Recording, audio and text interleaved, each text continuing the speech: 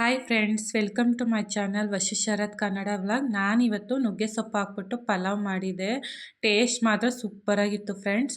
ನುಗ್ಗೆ ಸೊಪ್ಪು ಮತ್ತು ಬಟಾಣಿ ಹಾಕಿ ಮಾಡಿದ್ದೀನಿ. ನೀವು ಒಂದ್ಸತ ಟ್ರೈ ಮಾಡಿ ನೋಡಿ, ಟೇಸ್ಟ್ ಮಾತ್ರ ಸೂಪರಾಗಿರುತ್ತೆ. ಇಲ್ಲಿವರೆಗೂ ಯಾರೂ ಈ ಥರ ಟ್ರೈ ಮಾಡಿಲ್ಲ ಅನ್ಕೋತೀನಿ, ಬಟ್ ಇದೇನು ಕಹಿ ಇರಲ್ಲ.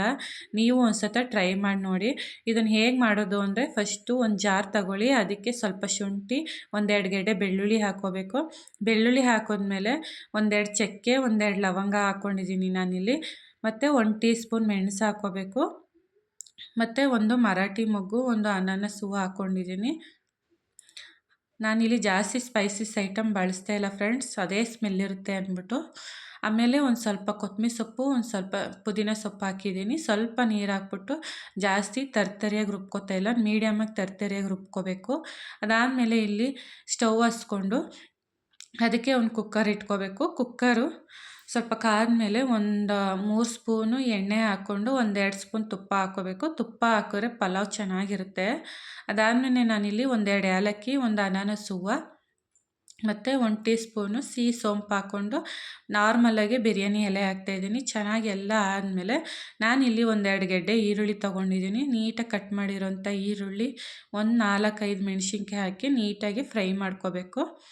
ಚೆನ್ನಾಗಿ ಎಲ್ಲ ಫ್ರೈ ಆದಮೇಲೆ ನಾನು ಮೊದಲೇ ನೀಟಾಗಿ ನುಗ್ಗೆ ಸೊಪ್ಪು ಚೆನ್ನಾಗಿ ತೊಳೆದಿಟ್ಕೊಂಡಿದ್ದೆ, ಅದನ್ನು ಇಲ್ಲಿ ಹಾಕ್ಕೋತಾ ಇದ್ದೀನಿ. ಈರುಳ್ಳಿ ಮೆಣಸಿನ್ಕಾಯಿ ಎಲ್ಲ ಚೆನ್ನಾಗಿ ಫ್ರೈ ಆದಮೇಲೆ ನುಗ್ಗೆ ಸೊಪ್ಪು ಹಾಕ್ಕೋಬೇಕು. ನುಗ್ಗೆ ಸೊಪ್ಪನ್ನ ನೀಟಾಗಿ ಕಹಿ ಇಲ್ಲದೇ ಇರೋ ರೀತಿ ಚೆನ್ನಾಗಿ ಫ್ರೈ ಮಾಡ್ಕೋಬೇಕು.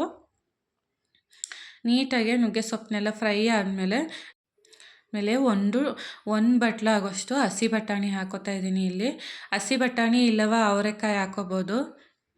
ನಾನಿಲ್ಲಿ ಬಟಾಣಿ ಹಾಕ್ಕೋತಾ ಇದ್ದೀನಿ. ಬಟಾಣಿ ಮತ್ತು ನುಗ್ಗೆ ಸೊಪ್ಪು ಹಾಕಿ ಮಾಡಿದ್ರೆ ಎಷ್ಟು ಟೇಸ್ಟ್ ಸಖತ್ತಾಗಿತ್ತು ಗೊತ್ತಾ. ನಮ್ಮ ಯಜಮಾನ್ರಿಗಂತೂ ತುಂಬ ಇಷ್ಟ ಆಯಿತು ಈ ರೆಸಿಪಿ ಬಂದು. ನೀವು ಯಾರು ಇಲ್ಲಿವರೆಗೂ ಟ್ರೈ ಮಾಡಿಲ್ಲ ಅಂದರೆ ನೀವು ಒಂದ್ಸತ ಟ್ರೈ ಮಾಡಿ ನೋಡಿ. ಆಮೇಲೆ ನಾನಿಲ್ಲಿ 1-2 ಟೊಮೊಟೊ ಹಾಕ್ಕೊಂಡಿದ್ದೀನಿ. ಹುಳಿ ಟೊಮೊಟೊ ಬಳಸ್ತಾ ಇದ್ದೀನಿ ನಾನಿಲ್ಲಿ, ಜಾಮೂನ್ ಟೊಮೊಟೊ ಬಳಸ್ತಾ ಇಲ್ಲ. ಹುಳಿ ಟೊಮೊಟೊ ಹಾಕಿದ್ರೆ ಸ್ವಲ್ಪ ಹುಳ್ಳಿಯಾಗಿ ಟೇಸ್ಟ್ ಚೆನ್ನಾಗಿರುತ್ತೆ. ಟೊಮೊಟೊ ಎಲ್ಲ ನೀಟಾಗಿ ಫ್ರೈ ಆದಮೇಲೆ ನಾನು ಮೊದಲೇ ರುಬ್ಬಿಟ್ಟಿರೋಂತಹ ಮಸಾಲೆನ ಇಲ್ಲಿ ಹಾಕೋತಾ ಇದ್ದೀನಿ. ಮಸಾಲೆ ಎಲ್ಲ ಹಾಕಿದ್ಮೇಲೆ ನೀಟಾಗಿ ಅದನ್ನು ಹಸಿ ವಾಸನೆ ಹೋಗೋವರೆಗೂ ಚೆನ್ನಾಗಿ ಫ್ರೈ ಮಾಡ್ಕೋಬೇಕು. ನೀಟಾಗಿ ಎಲ್ಲ ಹಾಕಿ ನಾನು ಇದಕ್ಕೆ ಸ್ವಲ್ಪ ಎಷ್ಟು ಬೇಕಷ್ಟು ನೀರು ಹಾಕ್ಬಿಟ್ಟು ಫ್ರೈ ಮಾಡ್ಕೋತಾ ಇದ್ದೀನಿ ಹಸಿ ವಾಸನೆ ಹೋಗೋವರೆಗೂ. ಚೆನ್ನಾಗಿ ಎಲ್ಲ ಫ್ರೈ ಆದಮೇಲೆ ನಾನಿಲ್ಲಿ 1 ಟೀ ಸ್ಪೂನು ಗರಂ ಮಸಾಲ ಹಾಕ್ಕೋತಾ ಇದ್ದೀನಿ. ಗರಂ ಮಸಾಲ ಹಾಕಿದ್ರೆ ಸ್ವಲ್ಪ ಟೇಸ್ಟ್ ಚೆನ್ನಾಗಿರುತ್ತೆ.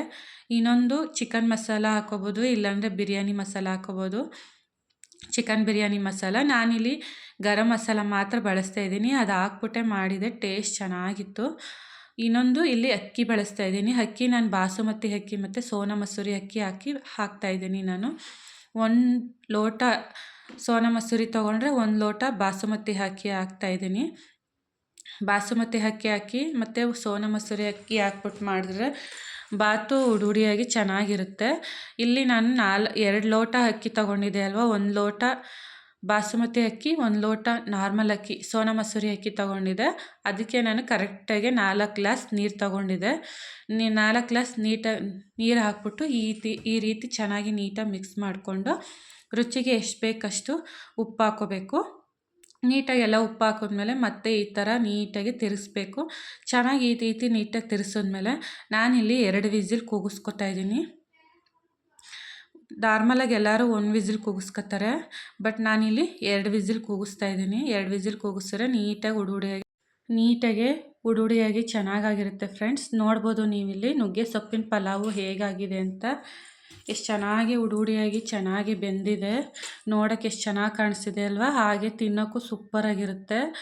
ನಮ್ಮ ಯಜಮಾನ್ರಿಗಂತೂ ತುಂಬ ಇಷ್ಟ ಆಯಿತು. ಏನೋ ಒಂದು ಹೊಸ ರೆಸಿಪಿ ಟ್ರೈ ಮಾಡಿದ್ದೀನಿ. ನಿಮಗೂ ಈ ವಿಡಿಯೋ ಇಷ್ಟ ಆದರೆ ಲೈಕ್ ಮಾಡಿ, ಶೇರ್ ಮಾಡಿ ಮತ್ತು ಸಬ್ಸ್ಕ್ರೈಬ್ ಮಾಡೋದು ಮಾತ್ರ ಮರಿಬೇಡಿ. Thank you.